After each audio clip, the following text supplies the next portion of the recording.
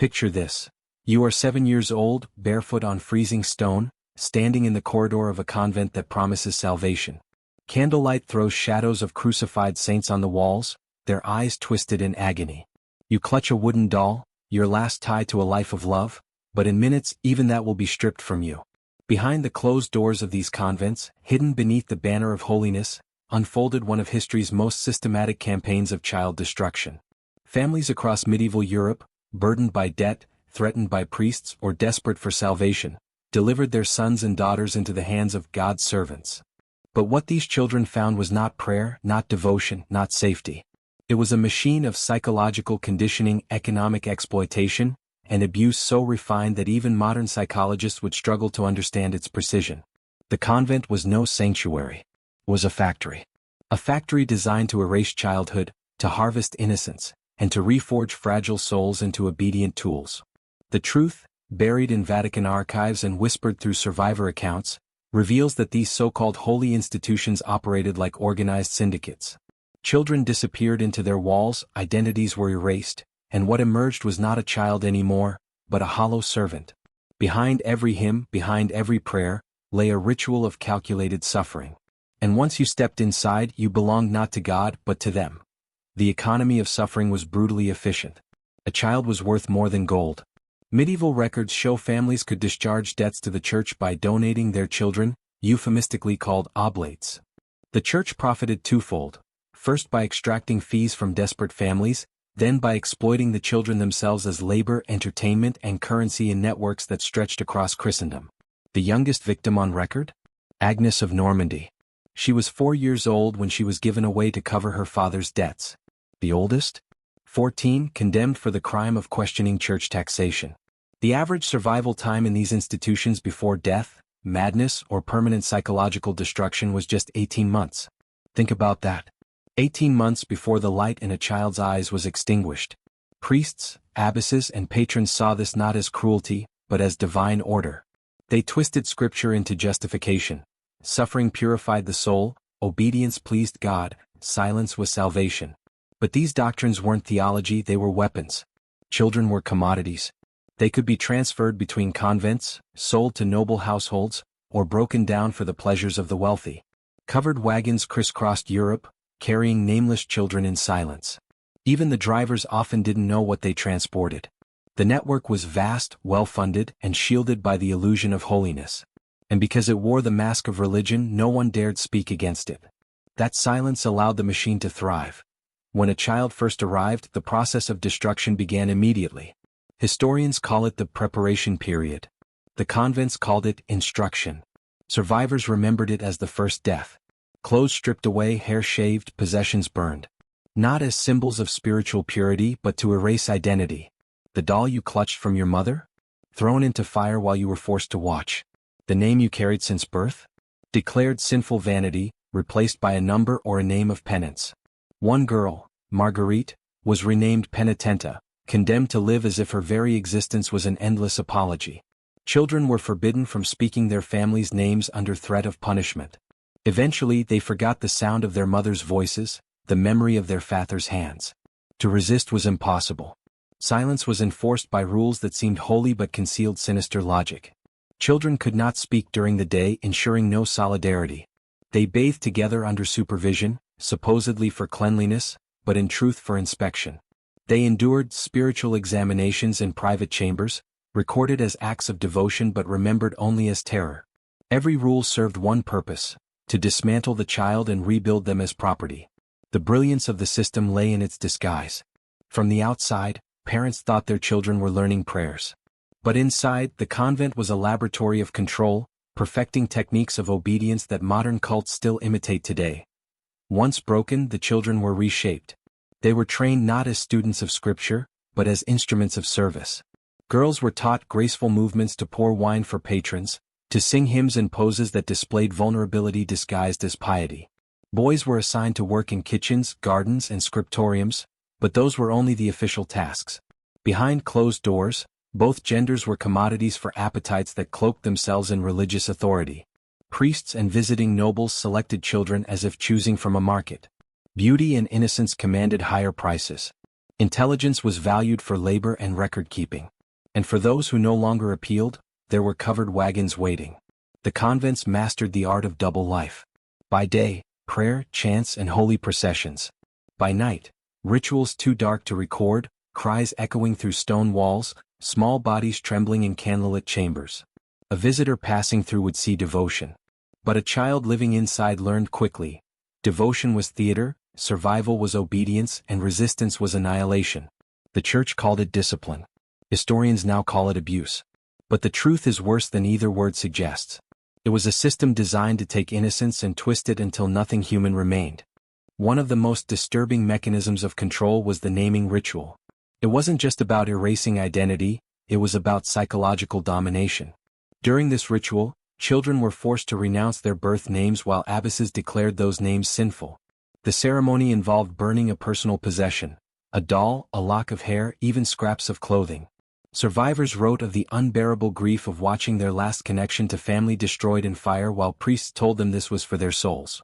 A child renamed Penitenta or Service Day no longer saw themselves as individuals. They became eternal sinners, living symbols of guilt, existing only to suffer for God's glory. And once the name was replaced, the mind began to break. Children punished for remembering family, rewarded for obedience, learned to betray their own thoughts. One letter discovered in Vatican archives recounts a child who begged forgiveness for dreaming of her mother. She was 7. What does it mean when a system convinces children that even their memories are sins? It means power has reached its most terrifying form. The power to dictate not only what you do but what you are allowed to think. The physical environment was engineered for control. Bare feet on cold stone weren't humility, they were submission. Shaved heads weren't purity, they were vulnerability. Children were kept hungry, fed meager rations under the pretense of fasting. Sleep was interrupted by bells at impossible hours, training them to obey even when exhausted. Punishments were calculated, not random. Silence violated? A beating. Attachment shown? Isolation in darkness. Hope displayed. Public humiliation. The convents perfected what we now recognize as psychological warfare. The goal was not just obedience, it was transformation. By the time a child survived a year, he or she no longer recognized the person they had been. And this transformation was the point. The church wanted not children but instruments. Servants who would never resist, slaves who believed their suffering was holy, broken vessels repurposed for other people's desires. Even more horrifying? These methods were justified with scripture. Every cruelty was baptized in verses, every scar sanctified by prayer. Abuse became indistinguishable from devotion. That's how the system survived, not by hiding but by disguising its horrors as righteousness. At this point, you must ask yourself, why didn't anyone stop it? The answer is chilling. Parents were complicit. Some delivered children to convents as offerings to pay debts or sins. Some believed the lie that their children were being educated for God. And those who suspected the truth? Silence was safer. To accuse a convent was to accuse the church. To accuse the church was to risk damnation, exile, or death. Power protected itself through fear. And so the machine kept turning, fed by generations of sacrifice. Convents became black holes for children, swallowing tens of thousands across Europe between 1100 and 1500. Some were broken down and repurposed. Some vanished entirely. A small few escaped. Their testimonies, fragmented, suppressed, buried, are why we even know this story today. Without them, history would have remained silent.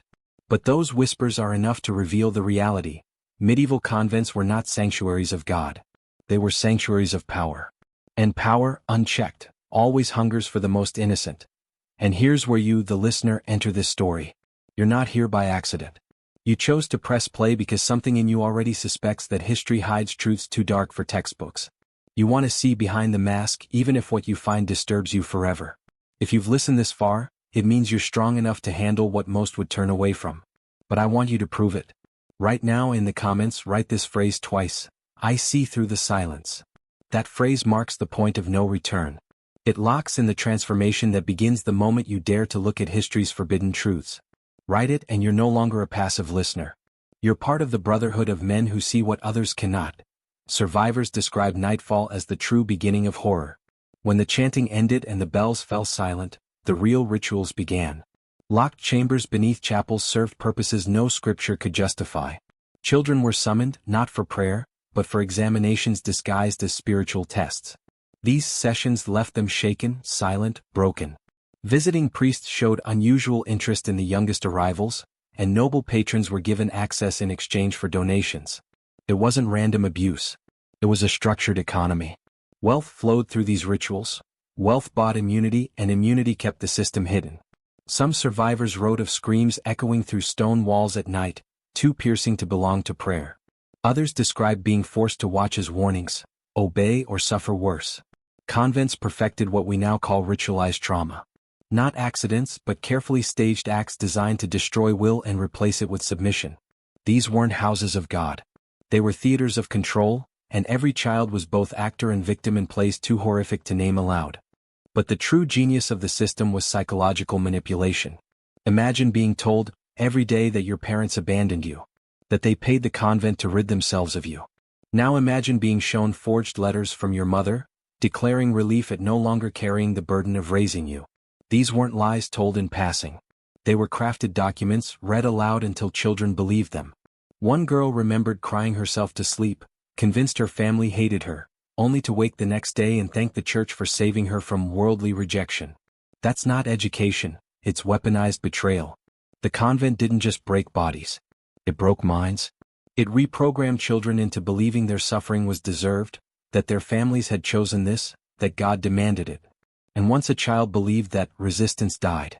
No chains were needed when the prison lived inside the skull.